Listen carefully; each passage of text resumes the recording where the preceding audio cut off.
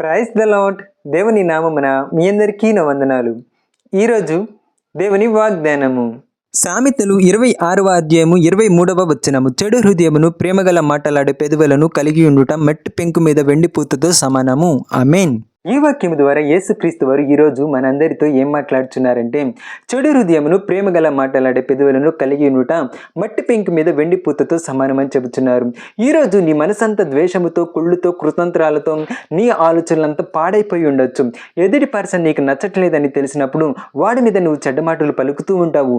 నీ ఆలోచనలంతా చెడిపోయి ఉంటాయి వాడి మీద. కాబట్టి అదే పర్సన్ నీకు అవసరం ఉంది, అదే పర్సన్తో నీకు అవసరం ఉందని నువ్వు ఎరిగినప్పుడు ఆ పర్సన్తో నీవు నీ పెదవులతో ప్రేమగా మాట్లాడుతూ ఉంటావు. కానీ నీ హృదయం అంతా చెడిపోయి ఉంటుంది, చెడు ఆలోచనలు కలిగి ఉంటుంది ఆ పర్సన్ మీద. కాబట్టి నీవు కపటమైన ప్రేమలు చూపించిన అవసరం లేదు. నీ హృదయంలో ఏమి తలంచుచున్నావో కూడా దేవునికి ఎరిగి ఉన్నాడు. కాబట్టి నీ హృదయంలో ఒకటి ఉంచుకొని నీ పెదవులతో ఇంకోటి మాట్లాడాల్సిన అవసరం లేదు. అదే చెప్పుచున్నారు, మట్టి పెంకు మీద వెండి పూతతో సమానం అని చెప్పుచున్నారు. కాబట్టి నిన్ను నీవు దాచిపెట్టుకొని నీ పై రూపాన్ని మనుషులు చూస్తున్నారని చెప్పేసి మనుషులతో ప్రేమగా ఉండాల్సిన అవసరం లేదు. అలాగూ జీవించద్దని యేసుక్రీస్తు వారు ఈరోజు ఈ వాక్యం ద్వారా నిన్ను హెచ్చరిస్తున్నారు. కాబట్టి ఆయనకి ఇష్టానుసారుడిగా నీవు బ్రతకడానికి విశ్వాసంతో ప్రార్థన చేస్తూ దేవుని వైపుకు అడుగులు వెయ్యి. హల్లెలూయా.